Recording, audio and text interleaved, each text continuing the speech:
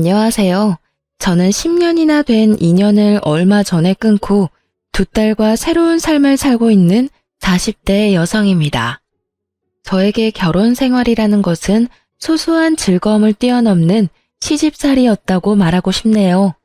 저희 가족만으로 본다면 그리 나쁘지는 않았습니다만 아무래도 결혼을 하면 시댁이 생기잖아요. 시집을 간 어느 여성도 자유로울 수는 없으니 말이죠. 저 또한 처음에 결혼을 앞두고 상견례를 했을 때 시라는 것이 주는 압박감을 뼈저리게 느끼게 됐어요. 저와 남편은 소개로 만난 게 아니라 우연한 기회에 함께하게 되어 사랑을 키운 그런 연애를 했어요. 그래서 그런지 남편에 대한 저의 애정은 생각보다 컸어요. 남편의 아버지가 교수에다가 어머니도 고상한 분이라는 걸 알고 나서 저는 저의 마음을 접어보려고도 애썼지만 그게 잘 되지 않더라고요. 제가 왜 마음을 접으려 했냐고요? 당연히 저의 집 사정과 정반대의 집안이라 부담감이 컸거든요. 결혼이라는 게 고만고만한 사람들끼리 하는 게 가장 좋은 법이잖아요. 저희는 남편 집과는 다르게 그다지 잘 사는 집이 아니었어요. 아버지는 많이 배우지는 못하셨지만 건축업을 하며 저희를 먹여 살렸고 어머니도 항상 일거리를 찾아서 돈을 벌어야만 했던 가정이에요. 저는 제 부모님에 대해 애정을 갖고 자부심을 가지고 있어요.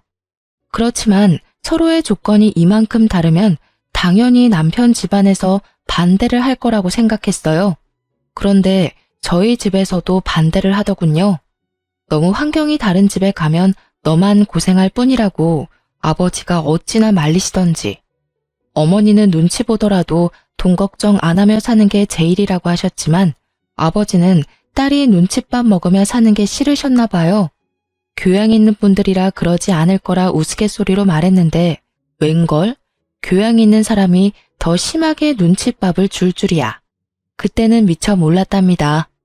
결국은 남편의 설득으로 시댁에 한번 가보게 되었어요.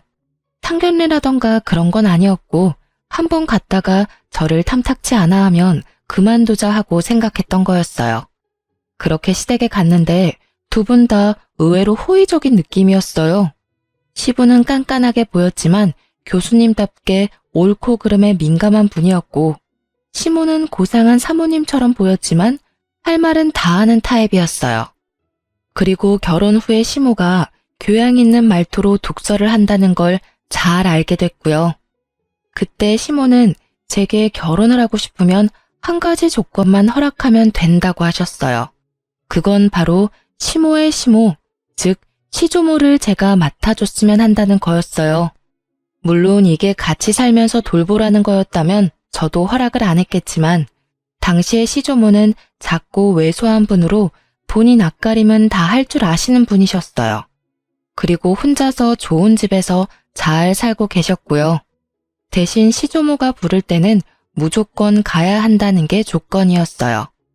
처음에는 망설였는데 시부가 한마디 거들더라고요. 시조모를 돌본다면 시부모인 자기들은 모실 필요 없다고요. 그리고 시조모를 모시며 결혼하면 신혼집을 마련해 주겠다고 하셨어요. 그 이야기에 저는 마음이 확 기울었어요. 나쁘지 않은 이야기라고 생각했어요. 아무래도 없는 집에서 자란 제게 자가라는 건 상상만으로도 달콤한 것이었으니까요. 그래서 저는 그 일을 맞는 조건으로 결혼을 할 수 있게 되었죠. 그런데 문제는 시모를 모시지 않는다고 하여 시집살이에서 자유로울 수는 없다는 점이었어요. 제가 그 부분을 놓친 거였죠. 저는 결혼 후 첫째 딸을 낳고 그럭저럭 괜찮은 시간들을 보내고 있었어요. 시모가 말한 시조모를 모시는 일도 그렇게 힘든 일은 아니었어요. 오히려 시조모의 성품이 저와 잘 맞아서인지 둘이서 대화를 하는 게 그렇게 재미있을 수 없더라고요. 저는 애늙은이 같은 면이 있었고 시조모는 젊어 보이는 것에 민감했으니 어찌저찌 잘 맞았던 거였어요. 그래서 제게 시조모 부양은 부양이 아닌 말벗의 느낌에 더 가까웠어요. 처음에는 빠릿하게 집안일을 해나갔다면 이후에는 차츰 시조모께서 그런 일은 아줌마를 부르면 된다며 이야기나 더 하고 가자고 하시더라고요. 결국은 재미있게 이야기를 하고 맛있는 걸 먹는 아주 재미있는 시간이 되었으니 저야 더 바랄 게 없는 상황이었죠. 그렇지만 문제는 시조모님이 아닌 시모에게서 나타났어요. 제가 둘째를 낳았을 무렵이었죠. 첫째가 딸이었기에 시모는 둘째는 꼭 아들을 낳기를 원했어요. 그런데 어디 아이가 원하는 대로 성별을 타고 나오나요? 결국은 둘째도 딸아이였다는 게 문제의 시작이었어요. 저는 당시에만 해도 그렇게 심각하게 느끼지 못했어요. 그런데 시부모가 산부인과에 왔을 때 뭔가 잘못됐다는 걸 느꼈어요. 바로 밝은 시부의 표정과는 다른 차가운 시모의 표정 때문이었어요. 시부와 남편이 맛있는 걸 사오겠다며 나간 사이 시모가 제게 말하더군요. 첫째 때는 첫 아이라 그러려니 했는데 두 번째까지 딸인 건 좀 너무하지 않니? 어떻게 넌 아들 하나를 못 낳아? 정말. 내가 남편 때문에 금팔찌를 사오긴 했다만 솔직히 네가 감히 이걸 받을 자격이 있는지는 너 스스로 생각해봐. 그리고 딸 낳고 조리할 생각은 하지 말고 보름 뒤에 집에서 김장하니까 그때 꼭 와서 거들고 가거라. 보름 뒤요? 애가 아직 어려서 다른 데 맡기기가 힘든데 올해만 좀 봐주시면. 봐주긴 뭘 봐줘? 내가 심하다고 생각하니? 아니야, 네가 나한테 너무한 거지. 어떻게 내리 딸만 낳을 수 있어? 아들이 없으면 우리 집 재산은 누가 지내? 저는 시모의 말에 할 말이 없었어요. 제가 잘못해서가 아니라 어이가 없어서요. 이 말도 안 되는 언행에 어디를 어떻게 어디서부터 지적해야 할지 알 수가 없었으니까요. 시부와 시모가 돌아오니 시모는 제게 언제 그랬냐는 듯 조리 잘하라며 덕담을 하고 돌아가시더군요. 참으로 가증스러운 모습이었어요. 저는 참다 못해 남편에게 말했어요. 어머님이 보름 뒤에 김장할 때 나더러 오래. 나 몸도 안 좋은데 김장까지 하면 진짜 반은 죽을지도 몰라. 설마 일 시킬 리가 있겠어? 산후조리 잘하라는 분인데. 그냥 손녀 보고 싶은 마음에 당신을 부른 거겠지. 일한다 생각하지 말고 갔다 와. 첫째는 내가 봐줄까? 진짜 그럴까? 근데 어머님이 아들 원하셨는데 딸 낳아서 많이 실망하시던데 그 부분에 대해서 들은 건 없어? 아니, 설마. 요즘 세상이 어떤 세상인데 딸 아들 구별해. 나는 아들보다는 딸이 더 좋아. 벌써부터 애교가 철철 넘치잖아. 남편이 딸을 좋아하니 마음을 굳게 먹었어요. 보름의 시간이 지나고 저는 일복을 입고 집을 나서려 했어요. 그런데 남편이 일하라고 시키지는 않을 거라며 편한 옷 입고 가라고 하더군요. 결국은 인부복을 원피스를 입고 시댁에 갔는데 김장이라더니 일할 사람은 저와 시모뿐이더라고요. 동서가 오기로 했는데 아예 코빼기도 보이지 않고요. 게다가 제가 흠칫 놀란 건 시모가 지독한 감기에 걸려서 콜록대고 있었기 때문이었어요. 어머님, 감기가 심하신 것 같은데 김장은 다음에 할까요? 이 상태로는 어머님도 더 힘드실 것 같고. 절인 배추를 벌써 준비했는데 어떻게 뒤로 미뤄? 무조건 오늘 하고 치러야 해. 그리고 나는 아파서 일 못하니 네가 알아서 해놔. 저 동서는 혹시 오늘 언제 온다고 해요? 둘째는 오늘 안 와. 걔는 몸이 안 좋다고 해서 쉬라고 했다. 그렇게 됐으니 얼른 시작해라. 내내 콜록거리는 시모 앞에서 저는 인상도 쓰지 못한 채 홀로 김장을 해야 했습니다. 정말로 거짓말 하나도 안 보태고 평소보다 몇 배는 더 고되고 힘든 작업이었어요. 결국은 혼자서 배추와 사투를 벌인 끝에 김장이 끝났고 집에 돌아온 저는 근육통으로 저녁 내내 앓아야 했어요. 그리고 그 다음 날부터는 열이 오르는 바람에 아이들을 안아보지도 못하고 병원까지 다녀왔어야 했죠. 시모에게 옮은 감기가 어찌나 독한지 아이들을 안아볼 수도 없게 막더라고요. 제가 애들을 볼 수 없으니 결국 남편이 애들을 떠안게 됐고 그 때문에 남편은 남편대로 애 둘을 보느라 힘든지 은근히 제 탓을 하더라고요. 아니, 도대체 어디서 감기로 옮아온 거야? 갓난쟁이 돌보면 집에 딱 붙어 있어야지. 당신 김장 갔던 날 평소보다 늦게 들어왔던데 어디 다른 데 가서 있었던 거 아니야? 산후조리 해야 할 사람이 몸 관리를 어떻게 하길래 감기에 걸려? 머리 아프니까 나한테 뭐라고 하지 마. 내가 가고 싶다고 했어? 오라고 한 건 어머님이고 등 떠민 건 당신이야. 그리고 그 감기균이 어디서 얼마 온 건지 가르쳐 줄게. 어머님이 감기 걸리셨더라고. 동서도 불참한 상태에서 나 혼자 김장하느라 정말 죽을 뻔했거든?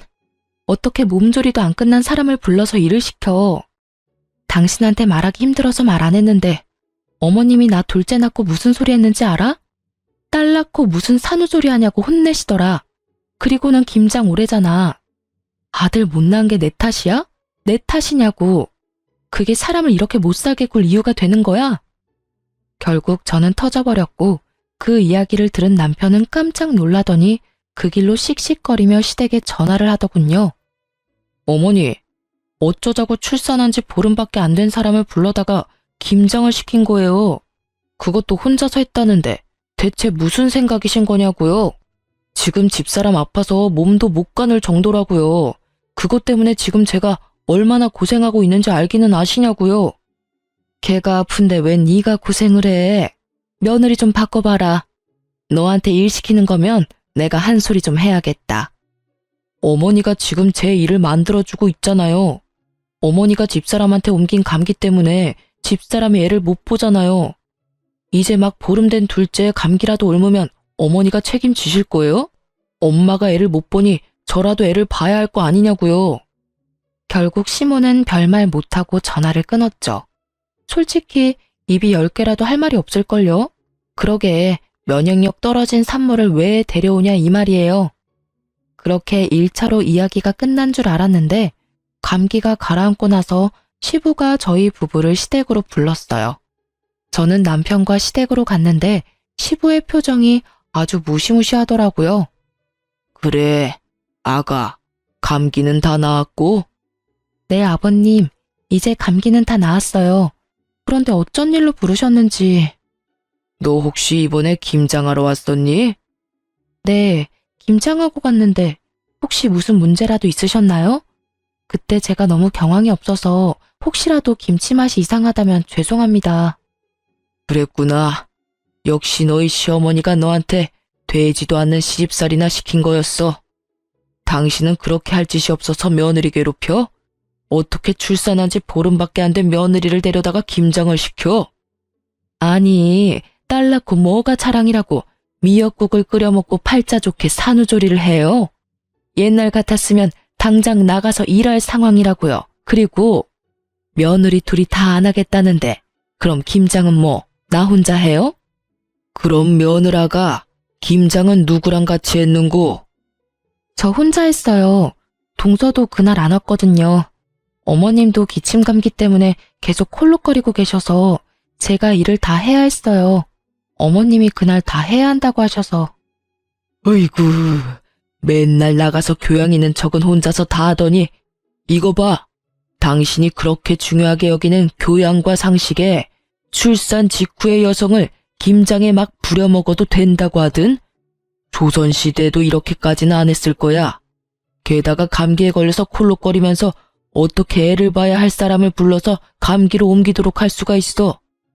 상식이라고는 어디다 갖다 처박아 놨길래 이런 사달을 만들어? 결국 시부가 화를 내고 시모에게 사과하라고 했지만 시모는 절대로 미안하다 한마디를 안 하더라고요. 뭐 저도 사과받을 생각이 없기는 했어요. 그걸 보고는 시부가 저에게 미안하다며 사과를 하시더라고요. 그때 저는 앞으로도 시모와는 이렇게 대면대면 거리 두고 살기로 작정했어요. 그렇게 다짐하고 나니 그 뒤로부터는 시모에게도 할 말은 하게 되더라고요. 그렇게 시모와의 사이가 악화되고도 그럭저럭 5년을 더 살았어요. 그동안에도 시모는 저에게 날카로운 눈총을 보내기도 했어요. 그리고 추석이 지난 공휴일에 친정에서 연락이 왔어요. 딸, 빨리 병원으로 와. 너희 아버지 아파서 지금 병원에 왔는데 나 혼자 무서워서 못 있겠어. 왜, 무슨 일인데 병원이야? 너희 아버지가 갑자기 숨이 잘 안 쉬어진다고 해서 병원 응급실에 왔는데 뭐가 안 좋나 봐. 의사들 얼굴이 심각해. 전화를 받으면서 옷을 후다닥 갈아입은 제가 병원에 도착했을 때 친정엄마는 거의 무너져 있었어요. 폐암 4기에 간이며 콩팥이며 뇌까지 전이가 다 된 상태라고 하더군요. 결국 수술은 불가하고 항암과 방사선으로 여명을 조금씩 늘리는 수밖에 없다고 하더라고요. 입원실에 들어간 아버지는 본인의 상태를 어느 정도 짐작한 듯 보이더라고요. 그리고 더 이상 치료에 희망이 없음을 느끼셨는지 집으로 가고 싶다고 엄청 떼를 쓰셨어요. 마음 같아서는 계속 병원에 두고 싶었지만 집이 보고 싶었을지도 모른다는 생각에 엄마와 저는 아버지를 집으로 데려왔고 가족 모두가 함께 하기로 했어요. 그래서 남편과 시조모에게도 미리 말을 했어요. 며칠이 될지 몇 주가 될지는 모르겠지만 친정에서 당분간 지내겠다고요. 물론 아이들은 데리고 가기로 했어요. 손녀들 얼굴 보면 아버지께 희망이 조금이라도 생기지 않을까 하는 마음에서 데리고 간 거였어요. 아버지가 너무 좋아하시더라고요. 병원에 있을 때보다 훨씬 얼굴이 좋아 보였어요. 물론 몸 상태는 안 좋으셨지만 마음이 편안해 보이는 게 보여서 저도 좋았죠. 그렇게 한 사흘쯤 됐을까요? 그때 시모가 급한 일이 있으니 시댁에 좀 오라더라고요. 아버지의 상태가 그리 좋지 않아 거절하려고 했는데 시모가 무조건 와야 된다는 거예요. 그만큼 중요한 일이 뭐가 있나 생각해봐도 전혀 생각이 나지 않으니 결국은 잠깐 갔다 오기로 했어요. 시댁에 갔더니 동서가 집에 와 있더라고요. 동서는 보름 전 출산을 하고 이제 막 조리원에서 나온 상태였거든요. 처음에는 설마 시모가 동서의 산후조리를 해주려나 하는 생각을 했어요. 동서는 시모가 원하는 아들을 낳았거든요. 그럴 수도 있을 거라고 생각했는데 제 예상은 완전히 빗나갔어요. 왔으면 빨리 네 동서 수발이나 들어라. 넌 뭘 하느라 집에 없어? 하긴 딸만 둘 낳은 네가 이렇게 아들 낳은 동서 얼굴 보는 것도 민망하겠지. 그래도 이럴 때는 네가 솔선수범으로 와서 도와야 하는 게 맞는 거 아니니? 동서의 아들을 품에 안고 어르는 것을 보니 우리 아이들 태어났을 때가 생각나더라고요. 한 번을 안아준 적이 없으면서 손주는 아주 끼고 도는 모습을 보니 참으로 어이가 없더라고요. 제가 아무 말도 없이 미동도 없이 시모만 쳐다보고 있으니 뭐 하냐는 식으로 제게 말하더라고요. 뭐해? 설마 싫은 거야? 그럼 너도 아들을 낳았어야지. 아들도 못 낳은 네가 이 집에서 이 정도도 못하면 안 되지. 뭐라도 도움이 될 생각을 좀 해. 하기 싫은 티 내지 말고. 도대체 뭐가 문제인지. 우리 집 장손에 문제가 있는 건 아닐 거고 밭이 좋지 않은 거지. 그래도 둘째가 이리 아들을 척하니 안겨주니 얼마나 좋아? 시모는 이미 저와 이야기를 할 상황이 아니더군요. 저는 고개를 흔들며 동서를 봤어요.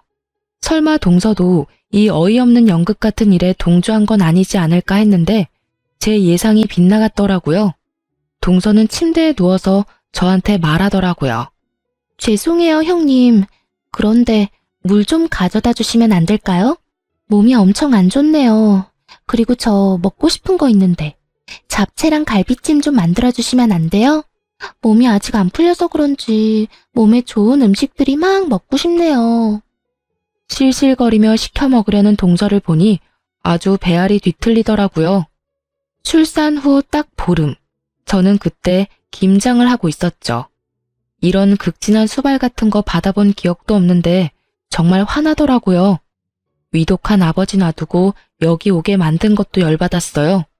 중요한 이유도 아닌 그저 동서의 산후조리를 위해 제가 가족과 보낼 수 있는 유일한 시간을 뺏겼다는 것이 너무 열받는 일이었거든요. 결국 이런 말도 안 되는 일에 제 입에서도 고운 말이 나오지는 않더라고요. 어머님, 제가 딸만 낳아서 미운 건 아시겠는데 때를 좀 가려서 이런 일 시키세요. 제가 분명히 아버지 위독하셔서 아버지 곁에 있어야 된다고 말씀을 드렸는데 이렇게 부르는 건 상식 밖의 일 아닌가요? 그리고 아들이 그렇게 좋아서 동서 수발 들고 싶으면 어머님 본인이 하세요.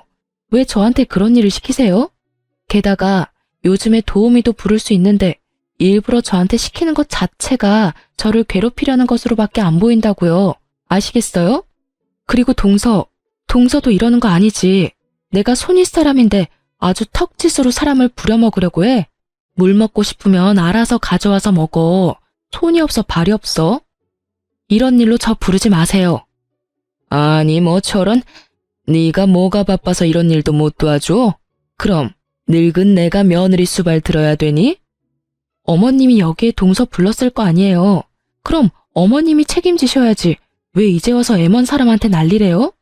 다 됐고 저 이제 부르지 마세요. 그렇게 말하고 나오는데 친정 엄마에게서 전화가 왔어요. 절대로 듣고 싶지 않았던 소식, 바로 아버지의 임종이었어요. 결국은 저는 시모의 이런 상식 밖의 행동 때문에 아버지의 임종조차 지키지 못한 딸이 되었어요. 그게 너무 원통하더라고요. 그렇게 계속 있었는데 가시는 길 배웅을 못하다니. 그래도 장례는 치러야 하잖아요. 그래서 마음을 다잡았어요. 시모의 일은 접어두고 이 장례식을 잘 치러야겠다는 생각만을 하고 있었는데 제 불붙은 가슴에 기름을 끼얹은 일이 다시 일어났어요. 이번에는 아예 대참사 수준의 사건이었죠. 아버지 장례 때 시부는 병원에 입원 중이었어요. 그래서 시모만 장례식장에 왔는데 제게 봉투를 주시더라고요. 봉투를 챙겼는데 딱 5만 원이 들어있더라고요. 따로 부의금을 낸 것도 아니고 제가 받은 게 시댁에서 우리 집에 보내는 부의금인데 5만 원. 그런데 이 5만 원에 화가 난 게 아니었어요. 제가 화가 난 건 시모의 말 때문이었죠. 시모는 제게 5만 원의 부의금을 건네더니 차가운 목소리로 말하더라고요. 사돈어른께서 가시는 길이 참 마음이 아프시겠네. 아들도 못 낳는 딸 놔두고 저 세상 가는 마음이 어떻겠어? 그리고 어떻게 꼭 돌아가셔도 이렇게 남의 경사 때 돌아가시는지 모르겠어. 우리 집 손주 태어난 거 아시고 질투나셔서 일찍 그렇게 되신 건지도 모르지. 안 그러니? 이게 초상집에 와서 할 말인가요? 괜찮니? 라는 말 한마디라도 좋았을 일인데 여기까지 와서 그런 말을 하다니. 저는 시모의 말이 저를 향한 욕이 아니라 친정아버지에 대한 모욕으로 받아들였어요. 결국 장례식이 끝나고 꾹꾹 눌러 담았던 화를 남편에게 가서 풀었어요. 어머님, 도대체 나한테 왜 그러시는 거야? 당신 장례식장에서 어머님 봤어? 또 무슨 일 때문에 그러는데? 엄마 그러는 거 하루 이틀 일도 아니잖아. 그냥 당신이 참고 좀 넘어가면 안 돼? 아니, 당신은 왜 내가 잘못했다는 식으로 말해? 어머님이 오늘 장례식장에 오셔서 꼴랑 부의금 5만 원 주고 가셨어. 그러면서 나한테 뭘 하시는 줄 알아? 몰라. 모르겠고 듣고 싶지도 않아. 그리고 부의금 5만 원이 어때서? 돈 때문에 난리치는 거 보니 정이 다 떨어져. 엄마가 장례식장까지 간 정성이 있는데 설마 돈 적게 냈다고 뭐라 하는 거야? 너 진짜 그러는 거 아니다. 힘들 때 와주는 게 고마운 거지. 내가 돈 때문에 그러는 거라고 생각해? 아니라고. 내 말 좀 들어보고. 됐어. 듣고 싶지도 않으니까 그만해. 너만 힘든 일 있는 것도 아니고 나도 더 이상 당신이랑 엄마 둘이서 투닥거리는 거 듣기도 싫고 받아주기도 싫어. 문제 생기면 둘이서 알아서 풀어. 불가능에 가까운 걸 요구하는 남편놈을 보며 저는 이놈의 집구석이 아주 꼬라지도 보기 싫어졌어요. 그렇지만 바로 이혼이라는 단어를 내뱉지는 않았어요. 다른 사람들에게 시모가 제게 한 일들을 모두 까발려주고 싶었거든요. 그래서 모두가 모이는 날만 기다렸습니다. 냉랭한 제 모습을 보던 남편이라는 작자는 아예 저에 대해 신경도 쓰지 않더군요. 시모와 제 사이에서 끼이는 것도 지겹다나요?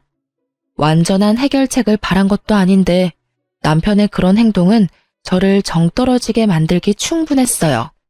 그리고 추석이 되었어요.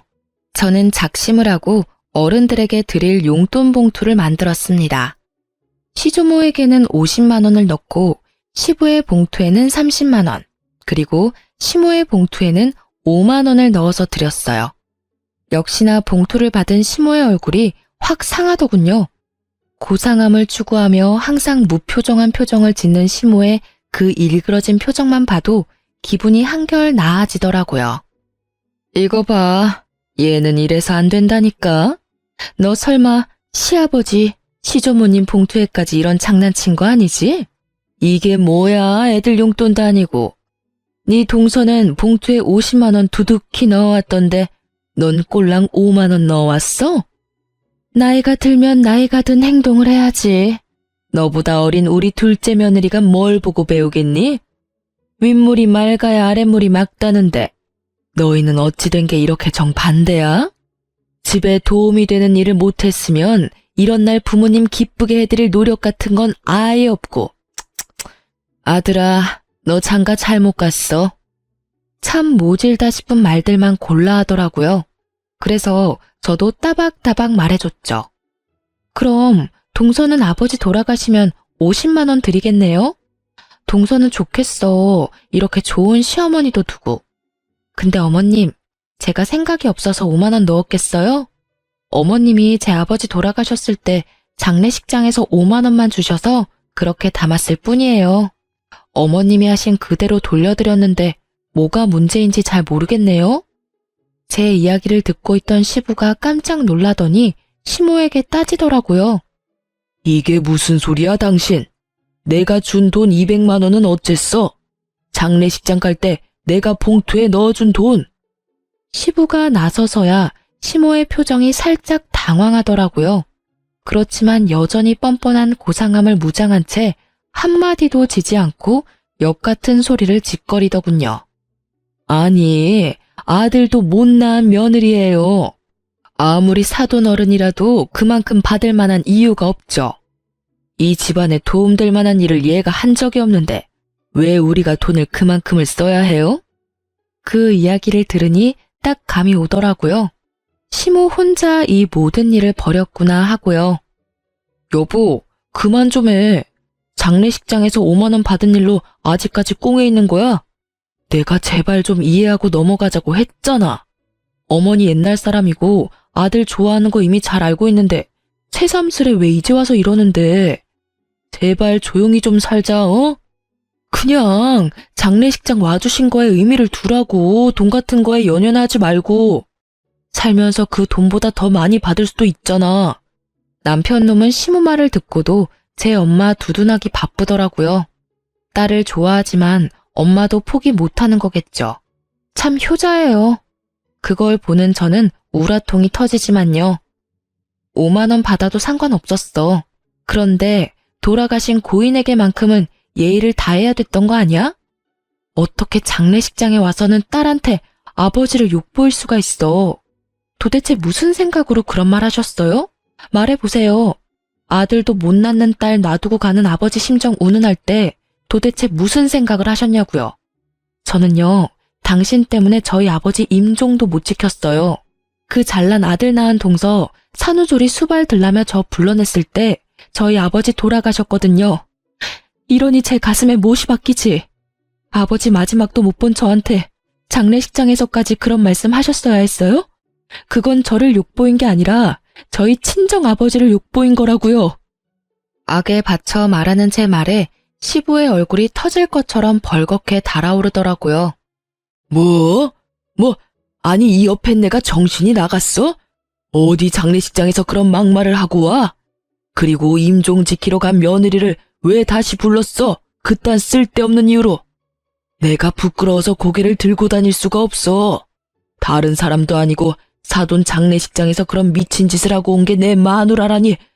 그렇게 고상하고 상식을 찾고 돌아다니더니 이거 봐, 아주 단단히 미쳤네.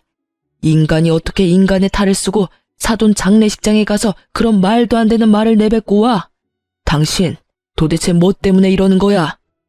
시부의 호통 소리에 집안이 조용해졌어요. 그리고 남편 놈의 얼굴도 당황한 표정이 역력했죠. 제 말을 들으려고 하지도 않는 바람에 시모가 제게 그런 말을 했던 걸 지금 알게 됐으니까요. 당신은 그 중요한 이야기를 왜 지금 해? 미리 말했으면 내가 잘 알아서. 듣고 싶지 않다며, 알아서 잘 좀 하라며. 이제 둘 사이 신경 안 쓰겠다고 한 사람이 누군지 알아? 내가 왜 말을 안 했겠어? 말하려고 했는데 당신이 안 들은 거잖아. 나는 당신한테 이미 정이 다 떨어졌어. 이야기를 들을 준비조차 안 된 사람하고는 같이 못 살아. 그러니까 우리 이혼해. 갑자기 무슨 이혼이야? 다시 생각해봐. 어머니도 빨리 사과하세요. 이건 아무리 봐도 어머니가 잘못하신 거예요. 장례식장에서 왜 그런 소리를 하신 거예요? 남편 놈이 그제야 뒤늦게 시모를 닥달했지만 시모는 눈도 깜빡하지 않더라고요. 이 와중에 동서는 두 눈 동그랗게 뜨고 구경만 하고 있고요. 조만간 둘 다 눈 돌아갈 일들이 생길 텐데 말이죠. 그때 시모가 차분하게 한마디 하더군요. 이혼해. 너는 뭘 그렇게 잘했다고 이렇게 당당하게 굴어? 아들도 못난 너 같은 건 이 집안에 필요 없어. 그리고 시어머니 못난 점 남들한테 다 까발리는 나쁜 며느리도 나는 필요 없다. 그러니 헤어져. 네, 못할 건 없죠. 저도 남의 아버지 장례식장에 와서 아버지랑 그 딸한테 나란히 모욕을 준 사람을 제 시어머니로 모시고 싶지 않으니까요. 저는 그렇게 말하고 말 한마디 없이 이 상황을 지켜보던 시조모에게 가서 말했어요. 할머님, 죄송해요. 제가 이제 돌봐드리지 못할 것 같아요. 다른 사람을 찾아보시는 게 좋을 것 같아요. 이제까지 잘 대해주셨는데 너무 죄송하고 또 죄송한 마음뿐이에요. 이렇게 끝을 맺게 돼서 제 마음도 너무 안 좋고. 저의 이 말에 그제야 시모 얼굴이 새파랗게 질리더라고요. 그리고 덩달아 동서의 얼굴도 팍 일그러졌어요. 그 얼굴을 보는데 어찌나 통쾌하던지 이제야 눈치를 챘나 봐요. 여태껏 저한테만 맡겨두고 아예 기억 속에서 삭제시켰는지 저와 결혼할 때 한 약속은 머릿속에서 사라졌었나 봐요. 시조모가 아직까지도 이 시가의 재산을 꽉 쥐고 있는데 시모가 아무리 대단해도 시조모에게는 찍소리도 못하거든요. 제가 이혼을 하면 당연히 제가 하던 일은 시모의 일이나 동서의 일이 될 테니 그제야 둘 다 아차 싶은 표정을 지은 거겠죠. 그래, 절이 싫으면 중이 떠나는 게 맞다. 그러면 남은 사람 중에 누가 나를 돌볼 거냐? 애미 너냐? 아니면 둘째 손주 며느리가 볼 거냐? 그런데 선임자가 워낙에 잘해줘서 말이지. 그만큼 못해주면 있던 것도 다 날아갈 것 같은데 괜찮겠니? 시조모의 말에 두 사람 다 얼굴이 새파랗게 질려서는 서로에게 할 일을 미루더라고요. 그렇게 사이좋은 고부 사이가 순식간에 틀어지는 걸 보는 이 기분이 참으로 재미있었어요. 저는 남편에게 말했어요. 당신이 딸한테는 좋은 아빠인 거 잘 알고 있어. 하지만 당신 어머님이 우리 딸들을 어떻게 생각하는지 잘 알았지? 여기 둬봤자 손녀 취급도 안 해줄 것 같으니 내가 데려갈게. 제 말에 남편은 한마디도 못하더라고요. 제가 이혼을 말해도 부모가 더 소중한 사람이더라고요. 그래서 그냥 버리고 가기로 결정했어요. 제게는 두 딸만 있으면 돼요. 그렇게 이혼 서류를 보내고 생각보다 아주 완만히 이혼을 하게 됐어요. 시부가 이 모든 사건을 알고 나서는 교육자 집안의 명예가 실추되느니 좋게 마무리됐다는 인상을 주기 위해 위자료를 주고 재산 분할을 통해 합의를 하게 됐어요. 저는 분할된 재산과 친권, 양육권까지 가지고 집을 나왔어요. 하지만 그것만 가지고 두 딸과 살림을 꾸리는 건 어려운 일이기는 했어요. 그래서 많이 힘들었지만 그런 저에게 도움을 준 건 의외로 시조모였어요. 이혼이 되고 법적인 절차가 모두 마무리되고 나서 한 달 뒤쯤 시조모에게서 연락이 왔어요. 그래, 나다. 혹시 오늘 시간 되니? 우리 증손녀들 얼굴 한번 보고 싶은데 나와서 밥이나 먹고 가. 맛있는 식사해놓고 기다릴 테니까. 네가 어색하게 느낄 수도 있지만 사람 인연을 어떻게 그렇게 딱 끊을 수 있겠니? 내가 그 집에서 그나마 정을 제일 많이 가진 게 너랑 네 딸들이었는데 얼굴을 못 보니 이렇게 적적할 수가 없어. 그 말을 들으니 마음에 미안함이 생기더라고요. 제가 시모와 갈등이 생겨서 이혼을 했지 조모와 갈등이 있었던 건 아니잖아요. 그래서 딸 둘을 데리고 시조모 집으로 향했어요. 그런데 집에 들어가니 시모와 동서가 부엌에 있더라고요. 열심히 음식을 만들고 있는데 냄새를 맡아보니 제가 좋아하는 수육과 꼬막 무침이더라고요. 설마 이 사람들하고 제외시키려고 불렀나 싶었는데 시조모가 나오더라고요. 왔니? 여기 얘들은 신경 쓰지 말거라. 우리 집 일 도와주러 온 애들이야. 오지 말래도 주말마다 와서는 온 집을 해집고 사람 마음만 불편하게 만들고 가는 것들이야. 딱 봐도 말에 가시가 돋친 것이 이들 사이에 무슨 일이 생긴 것 같더라고요. 제가 딸들과 함께 테라스로 향하자 시모의 눈이 저를 뚫어지듯 쳐다보더라고요. 제가 온 것이 무척이나 기분 나쁜지 표정이 어마무시했어요. 그렇지만 저는 손님 자격으로 온 것이니 싹 무시하고 시조모를 따라 테라스에 마련된 테이블로 향했어요. 너 앞으로 이렇게 말벗하러 올 생각 없냐? 늙은이 혼자 심심해서 안 되겠어. 그렇다고 또래들하고 놀기엔 내가 너무 정정하지 않니? 시조모의 유머와 독설은 여전했어요. 저는 웃으며 말했죠. 어차피 제 딸이 할머님의 피를 이었으니 제가 애들 데리고 만나러 오는 건 싫지 않아요. 그런데 저분들이 계시면 제 마음이 그리 편치는 않거든요. 제 마음의 앙금들이 다 풀리지는 않았고 언제 풀릴지도 모르고요. 풀린다 한들 이제 이혼해서 남인데. 그래? 그럼 네가 올 때는 저것들 안 부르면 되지. 앞으로도 시간 될 때마다 놀러와. 맛있는 거 먹자. 내가 늙어서 요양원 들어가기 전까지는 젊게 살아야 하지 않겠니? 네 하고 대답하려는데 시모가 둘 사이에 끼어들었어요. 아니 어머님, 무슨 말씀을 그렇게 하세요? 이 여자는 이미 남의 집 사람이에요. 그런 사람을 뭐 하러 부르세요? 말벗하고 싶으면 제가 사람을 고용해서. 조용! 내가 언제 너 말하라고 했어? 있는 듯 없는 듯 조용히 있다가 가라고 했지. 넌 있는 사람 간수도 못하면서 또 어디 가서 사람 데리고 올 생각이냐? 너 생각하는 건 안 봐도 눈에 훤하다. 내가 혹시 재산 증손녀들에게 넘겨줄까봐 그것 때문에 이렇게 난리치는 거 아니야? 솔직히 걱정이 안 될 수는 없죠. 두 사람이 이렇게 가까운데 저라도 이 집 재산 지켜야죠. 그 말에 시조모가 두 눈을 치켜뜨더라고요. 네가 뭔데 이 집 재산을 지켜? 시모 봉양도 안 하는 며느리가 뭘 지킨다는 거야? 막말로 너 얘 결혼시킬 때도 네가 날 부양하기 싫으니까 며느리 앞세워서 나 부양하도록 시킨 거 아니냐?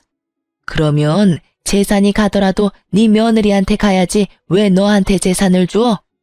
10년을 넘게 내 말벗을 한 손주 며느리를 그런 식으로 사람 취급도 안 하고 내쫓아가지고 일을 복잡하게 만든 건 너다. 어머니, 정말로 이 집 재산 이쪽에 나눠주실 거예요? 그런 법이 어디 있어요? 이제 법적으로 완전 남인데. 완전 남이 어디 있어? 내 피가 이어진 내 손주들이야. 피가 이어지지 않은 건 너겠지. 이 집 재산이 네 거라고 착각하나 본데 아직까지는 내 명의로 된 재산이야. 내 재산 내가 알아서 쓴다는데 네가 뭔 상관이야? 시조모의 말에 시모의 표정이 뾰루통하게 변했어요. 대꾸하고 싶은 눈치였는데 더 큰 불호령이 떨어질까 참는 것 같았어요. 둘 다 하기 싫은 거 억지로 하는 얼굴로 와서는 일도 제대로 안 하고 집만 어지르고 가는 거 내 모를 줄 알았냐? 그런 주제에 재산이 탐이 나기는 나. 재산 가져갈 생각이면 간쓸게 다 빼다 줄 것처럼 살랑거려도 모자랄 판에 낯짝 뻔뻔하게 들고는 너희들 일 전부 직원들한테 시키는 거 내가 봐서 다 알아. 둘째 손부는 10년의 정이 있고 증손녀들도 아주 내 마음에 쏙 들게 컸으니 재산을 물려주지 않을 이유도 없어. 부양하러 온 주제에 사람 불편하게 만드는 너희보다는 훨씬 가족 같은 게 둘째 손부야. 시조모는 그렇게 말하고 통장과 도장을 하나 꺼내더라고요. 이혼 전에 주려고 했던 건데 지금 주게 되는구나. 자, 여기 얼마 안 되지만 6천만 원이다. 네가 나를 모시러 온 그달부터 꼬박꼬박 50만 원씩 넣었어. 내가 주는 선물이고 그게 불편하면 퇴직금이라고 생각해라. 그간 고생 많이 했다. 어머님, 그걸 왜 생판 남한테 주시냐고요? 이혼하면서 위자료며 재산 분할로 다 가져갔어요. 그거 안 주셔도 제 살만하다니까요. 네가 기어코 내 재산을 물려받기 싫구나. 네 남편한테도 이야기해줄까? 그 말에 시모가 즉시 입 다물고 깨갱하더라고요. 저는 시조모의 선의를 좋은 마음으로 받아들였고 그 돈과 위자료, 재산 분할로 받은 돈으로 지방의 작은 아파트를 구할 수 있었어요. 그 뒤로도 시조모와는 좋은 관계로 잘 지내고 있어요. 그러나 시모와 동서는 결국 조모의 화를 피하지 못한 듯 하더라고요. 시조모가 지나가는 말로 슬쩍 이야기하시더라고요. 얼마 전에 유언장을 썼는데 쓸데없는 이름 2개를 지워버렸어. 내 평생 돈이라고는 들고 나가는 게 제멋대로라. 내가 마음대로 하는 게 아니라는 생각이었는데 그것들 하는 걸 보니 아주 아깝더라고. 그래서 빼버렸지. 그랬더니 아들놈이 지 마누라를 잡는데 아주 배꼽 잡고 웃었구나. 고상한 척 아주 혼자 온 집안을 들쑤시고 다니더니 결국은 남편한테까지 버림받을까봐 요새는 설설 겨. 그러게 처음부터 마음을 곱게 썼으면 이런 일 없었을 거 아니니? 그 말을 들어보니 결국은 시부에게도 미움받게 되고 동서도 시모의 그런 모습을 보고는 노선을 갈아탄 듯 보였어요. 그 이야기를 들으니 이상하게도 마음이 좀 후련해지더라고요. 제 마음속에 그만큼 상처가 됐었나 봐요. 하긴 장례식장에서 그런 일을 겪을 줄 누가 상상이나 했겠어요? 2 딸들은 시모가 자기들을 홀대한 걸 기억하고 있어서인지 제 이혼도 잘 받아들여 주었어요. 전 남편은 아이들을 좋아해서 자주 만나러 와요. 그러면서 매번 재결합을 말하더라고요.